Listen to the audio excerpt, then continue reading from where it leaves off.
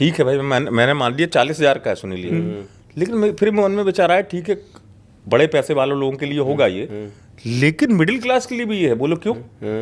आप किसी भी शादी में जाते हैं, आप शेरवानी खरीदते हैं डॉक्टर साहब, मिडिल क्लास की बात कर रहा हूँ, तो आजकल डॉक्टर साहब 25-30 हज़ार शेरवानी में खर्च हो जाते हैं, इजी बता रहा हूँ मैं, लगता है। और वो एक शादी की बात हो गया वो। अब एक दो बेस्ट उदाहरण तो गोयल साहब ने दिया कि बोतल खोल लेते हैं जी रोज। ठीक है, वो उनका मतलब जो बोतल वाला अलग है, मैं उदाहरण बता रहा हूँ भाई, उसको आप नहीं छुड़ा सकते, लेकिन एक खर्चा इंसान अगर कपड़ों पे करता है, वो कपड़ा उतर जाता है ना भाई। बिल्कुल। और ये तो कैप्सूल शरीर में उतरेगा, शरीर में उतरेगा और हमेशा रहेगा। और हमेशा रहेगा।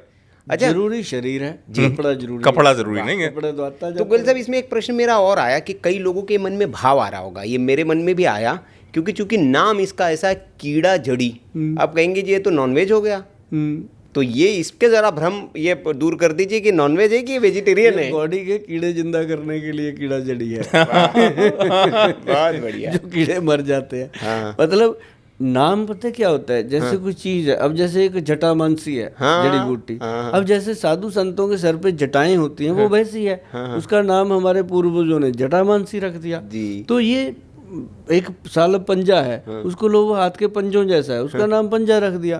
तो ये जड़ी बूटियों के नाम उस तरीके से हैं कि ये बॉडी के कीड़े शांत करती है और एक एक सेल को स्ट्रांग करती है, तब इसका नाम। और इसकी जो शक्ल होती है ना, वो बिल्कुल कीड़े जैसी है। आप इसको गूगल सर्च करिए, वो जड़ी बूटी सामने आएगी। कोई मेरा अपना कोई कॉपीराइट नहीं इस पे, तो वो जड़ी बूटी देखेंगे तो वो आपको लगेगा यार ये तो बिल्कुल कीड़े जैसी है। तो इसका मतलब ये नहीं है कि ये नॉन वेज है। ऐसे तो फिर आप दूध को भी नॉन वेज कहोगे, भैंस के पेट से आया तो वो तो अमृत है अपने। हाँ। अच्छा, एक फिर प्रश्न थोड़ा सा हम इसको फिर अगले विषय पे आते हैं तिवारी जी, ये इसका कोई भी ले सकता है, कोई साइड इफेक्ट इसका? इसको महिलाएं भी ले सकती हैं जी, इसको पुरुष भी ले सकते हैं। और जो लोग ये कहते हैं कि जिंदगी बीत गई गोयल साहब, 10-12 साल हो गए, दोनों हम तो बहन भाई की तरह ही रही जा रहे हैं, उनका जीवन भी गुणवान हो जाता है अगर दोनों खाते हैं। ये तो मेरा मतलब पेट डायलॉग है कि एक और है आपका, आप कहते हैं कि बीवी से आई लव यू बुलवा दूंगा। 100%। देखो, जिसने अपनी वाइफ को, अपनी जिंदगी को, अपने लाइफ पार्टनर को आई लव यू नहीं बोला, तो उसका सारे शब्द बेकार हैं जो वो बोलता फिर रहा है। सही बात है यार, नहीं बोल सकते तो मोबाइल में लिख दो। क्या बात है, क्या बात। एक मैसेज लिख दो बीवी को, कभी मूड में बैठे आई लव यू। घर पे जाते ही देखना परोठे कैसे बनते हैं। जी टुकड़े हुए मिलेंगे, बनेंगे जी। बन क्यों नहीं। देखो, ये शब्द सुनने के लिए आदमी भी सारी जिंदगी परेशान रहता है, औरत भी रहती है, पर जब दोनों में से एक बिछड़ जाता है ना, तब रोता है, तब उसको पता चलता है कि दुनिया से क्या चला गया।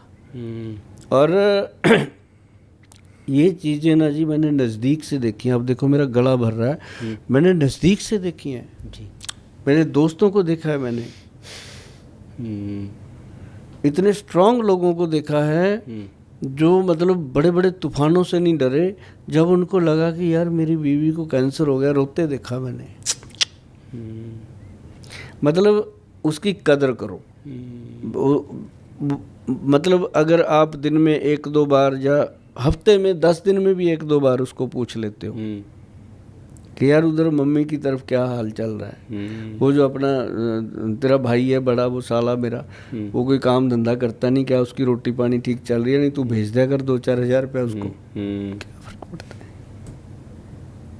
इतने में वो समझती है कि मेरा जो पति है वो सिर्फ मुझे ही प्यार नहीं करता, वो मेरी बेल को भी मोहब्बत करता है जहाँ से मैं आई हूँ। क्या बात है। तो इस तरह के सत्संग मैं बहुत करता हूँ, अपने पेशेंटों के साथ करता हूँ। मैं कहा यार तू इसको लेके आया मेरे पास दवाई दिलवाने के लिए, इसके घुटने दुख रहे हैं गोयल साहब, ये है वो है। मैं कहा मैं तेरी बातों में फॉर्मेलिटी महसूस कर रहा हूँ कि तू घर आता है, ये चिल्लाती है, तू कहता है चल चलता हूँ, या तू कहता होगा ये वीडियो देखती रहती है गोयल साहब आपके, तो आप ही के पास लेके आता हूँ। मतलब ये तू फॉर्मेलिटी कर रहा है, तू इसको लेके नहीं आया, मन से नहीं लाया। टूट के रोती है जी वो, वहीं कहती हाँ गोयल साहब सच है। अभी आपने बोला था कि गोयल साहब ज्योतिषी तो नहीं, ये ज्योतिषी को क्या पता है, ये बात पता है उसको? नहीं पता। ज्योतिषी के, हाँ ज्योतिषी को थोड़ी पता था। एक फिल्म में देखा था ज्योतिषी को, वो कहता तेरे को ये हो जाएगा, तेरे को जो संजय दत्त उसके 2 थप्पड़ मारता, कहता तेरे को पता था तेरे पड़ेंगे। है ना? तो मतलब वो ये सारे अनुभव होते हैं जिंदगी के। और जब मैं ऐसी बातें करता हूँ तो मेरे रूम के अंदर का माहौल अलग होता है। वहाँ दवाई दुवाई का मतलब नहीं होता। और वो दोनों मियाँ बीवी को दोबारा से उनकी प्रॉपर मैरिज वाला माहौल बना के भेजता हूँ कि तुम्हारी शादी आज हुई है। आज तक तो ये गड्ढा चल रहा था, एक तरफ बैल एक था, दूसरी तरफ दूसरा बैल था, एक इधर खींच रहा है, एक उधर खींच रहा है। ये बैल वाली गाड़ी थी। आज मुझे लगता है घर जाओगे आप, पूरी स्मूथ चलेगी ये गाड़ी। वाह, बहुत बढ़िया, बहुत बढ़िया। फिर वो मतलब उठ के कई बार चरण छूते हैं गोयल साहब के, मैं कहा ये कुछ मत छुओ, एक दूसरे के छुआ करो, पता चले।